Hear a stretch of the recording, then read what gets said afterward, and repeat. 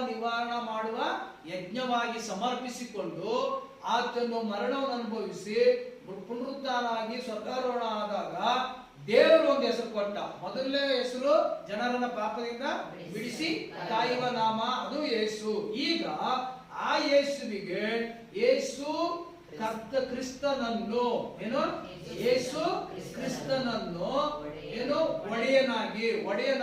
ಒಡೆಯನಂತಂದ್ರೆ ಇನ್ನೊಂದು ಸ್ಟೆಪ್ ಯಾವುವೇ ಅಳವಡಿಕೆ ಭಾಗದಲ್ಲಿ ದೇವರನ್ನ ಯಾವುವೇ ಎಂಬುದಾಗಿ ದೇವರನ್ನ ಆರಾಧಿಸ್ತಾ ಇದ್ರು. ಆದ ಕಾರಣ ಯಾವ ಅಂತಂದ್ರೆ ಒಡೆಯನು, ಕರ್ತಾದಿ ಕರ್ತನು, ರಾಜಾದಿ ರಾಜನು. ಈಗ ಯೇಸು ಈ ಯೇಸುವನ್ನ ಯೇಸು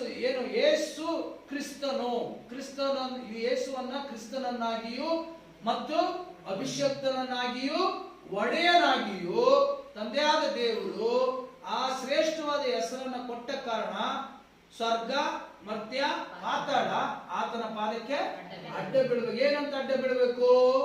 ಯೇಸು ಕ್ರಿಸ್ತನು ಒಡೆಯನೆಂದು ಅಡ್ಡ ಬೀಳಬೇಕು. ಹುಡುಗಾಟ